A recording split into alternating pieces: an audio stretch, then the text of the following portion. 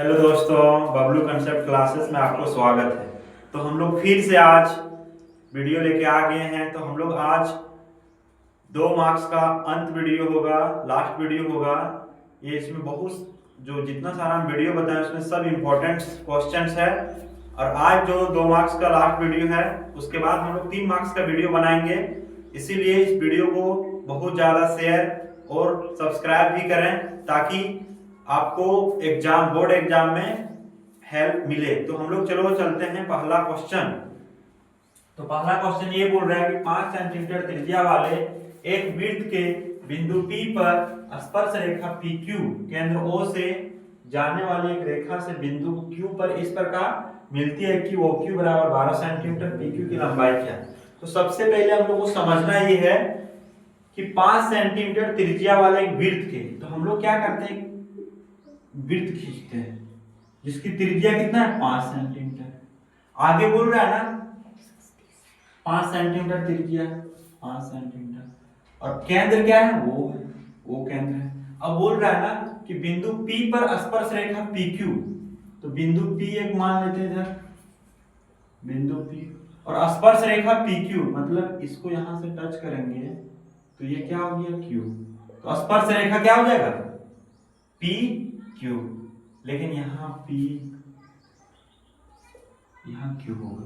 अब ये स्पर्श रेखा क्या हो गया PQ, इसलिए हमको पता चला क्योंकि OQ कितना दिया 12, तो यहाँ 12 सेंटीमीटर। अब हमको ना PQ की डिस्टेंस निकालनी है। किसकी डिस्टेंस, PQ की। तो हम लोग जानते हैं ये जो होता है 90 डिग्री होता है। कितना डिग्री, 90 डिग्री। यहाँ जो बनता है 90 डिग्री। तो हम लोग यहाँ क्या करेंगे कि लिखेंगे कि PQ का स्क्वायर, PQ स्क्वायर जो होगा वो OQ स्क्वायर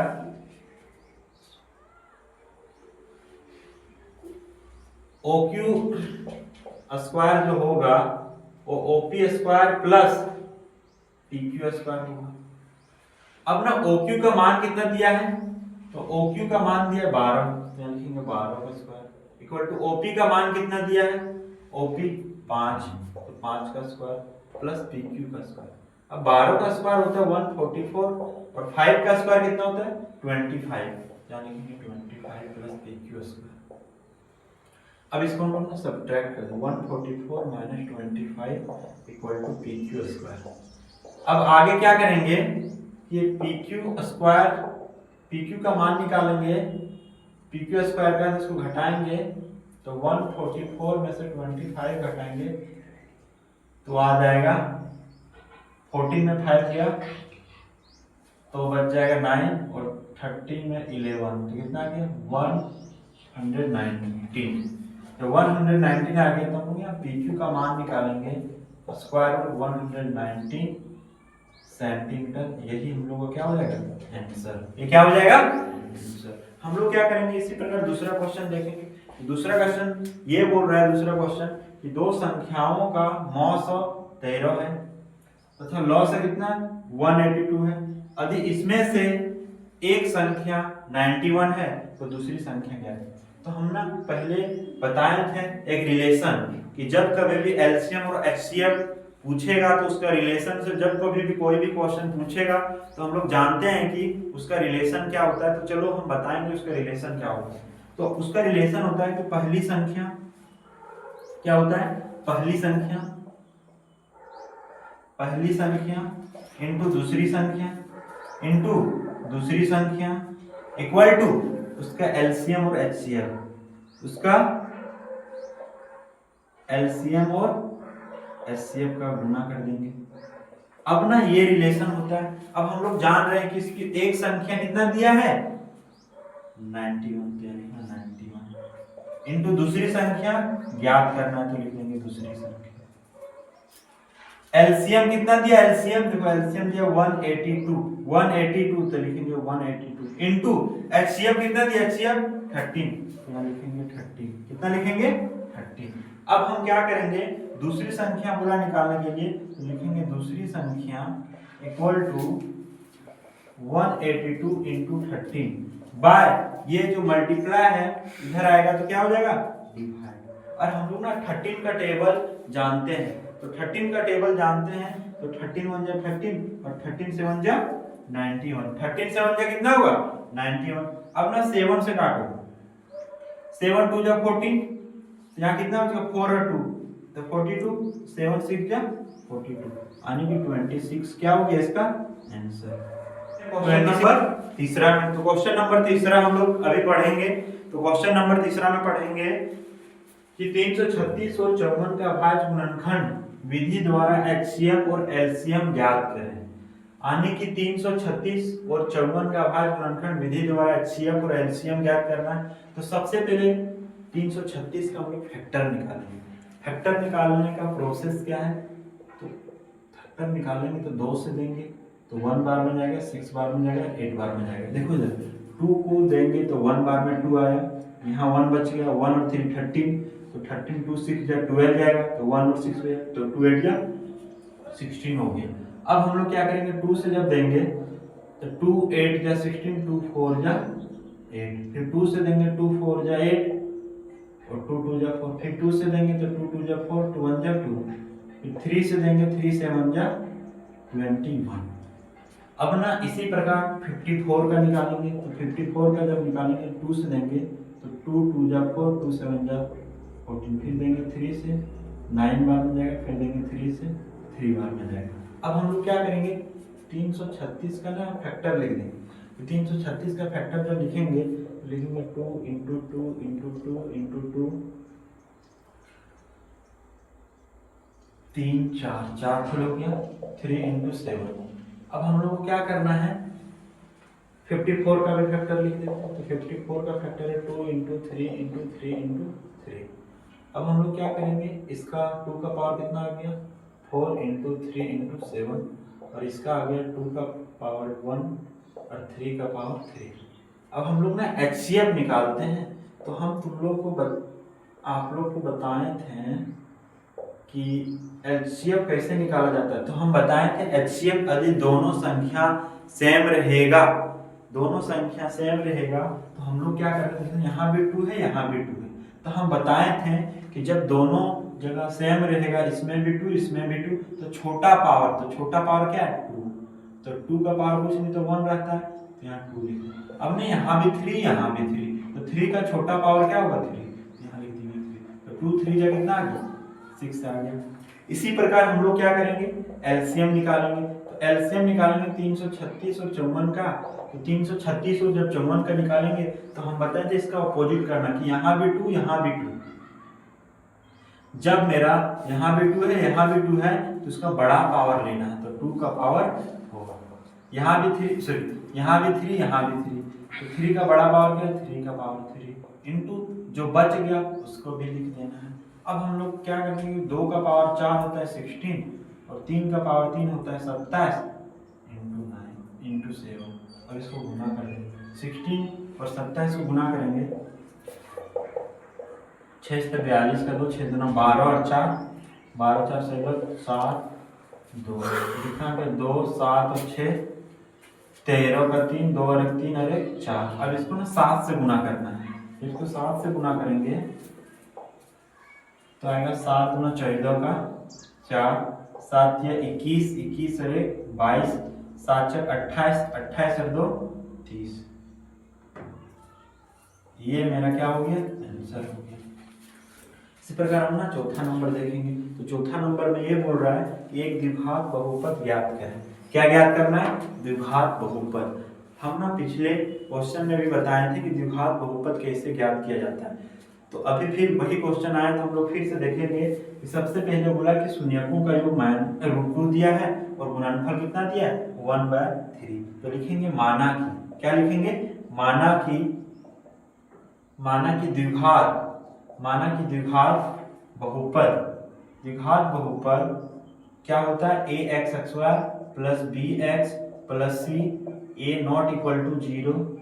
ये हम लोग मान लिए। अब ना जो दिया है उसको लिखना है। तो दिया क्या है, लिखेंगे दिया हम लोग को शून्यकों का योग, तो लिखेंगे शून्यकों का योग।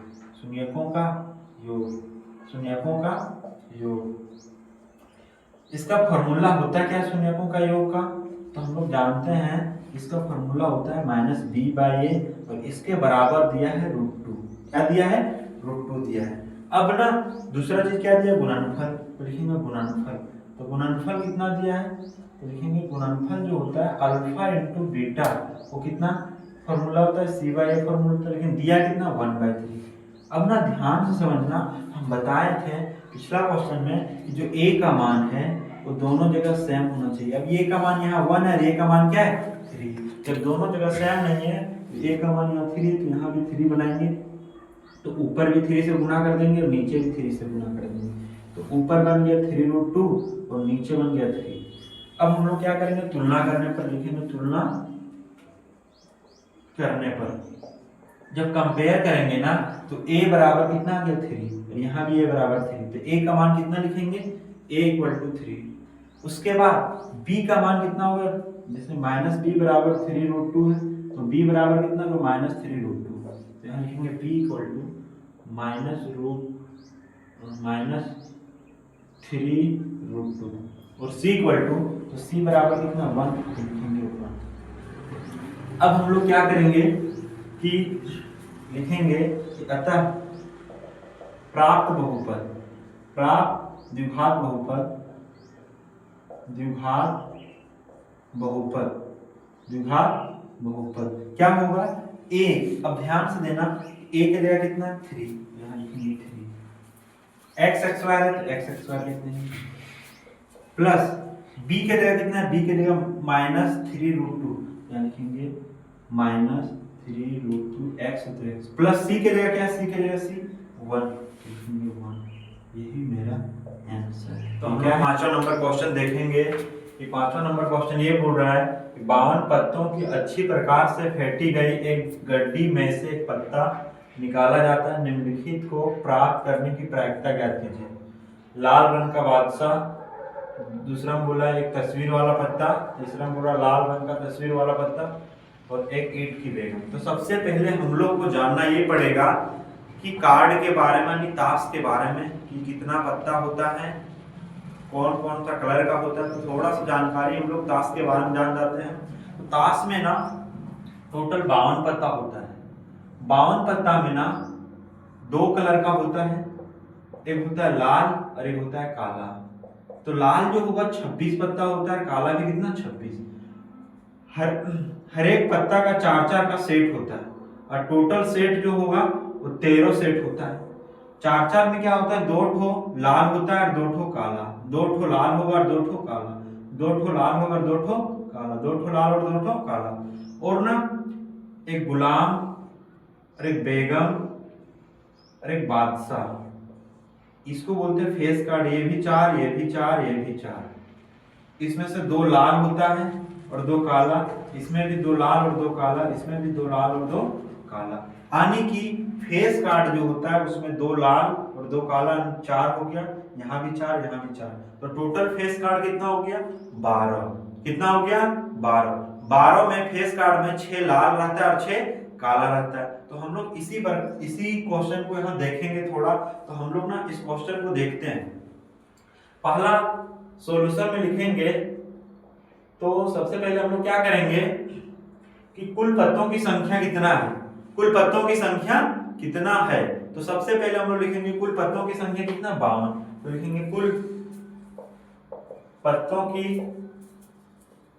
संख्या, कुल पत्तों की संख्या कितना है? 52। कितना है? 52।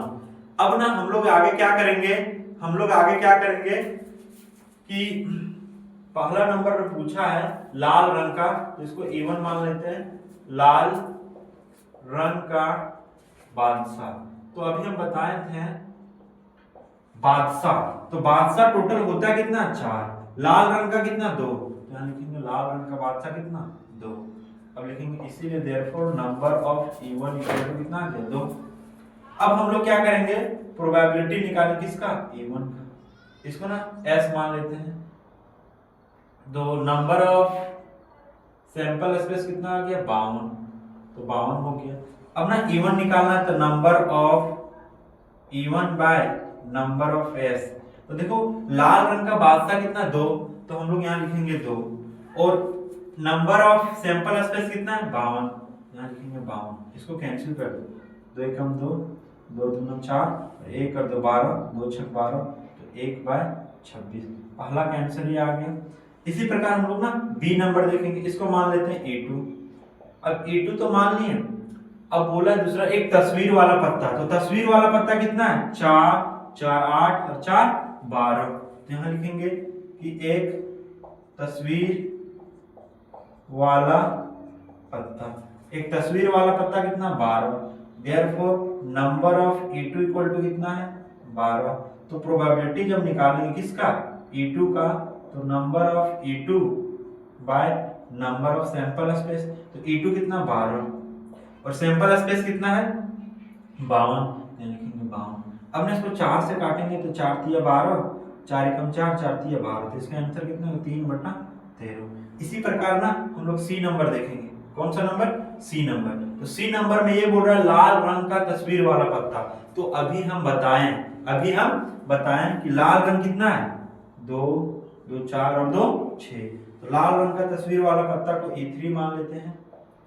लाल रंग का तस्वीर वाला पत्ता,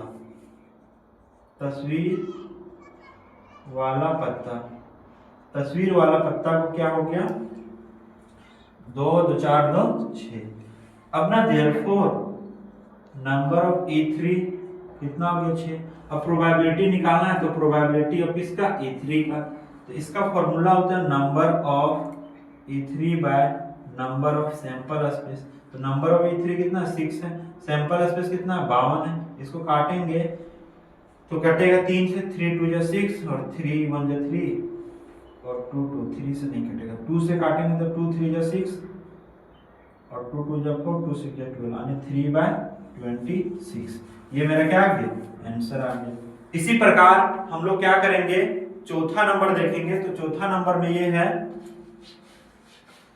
चौथा नंबर में डी नंबर बोल रहा है कि E4 इक्वल टू एक ईंट की बेगम, एक ईंट की बेगम, जब एक ईंट की बेगम, तो हम बोले थे ना सब 4 होता है, अब 4 ना एक ईंट होता है, तो ईंट कितना होता है 1, तो यहाँ लिखेंगे 1, एक ईंट की बेगम 1 होगा, तो number of E4 equal to 1, तो probability of E4 equal to number of E4 by number of sample space, तो 1/52, यही क्या हो गया आंसर।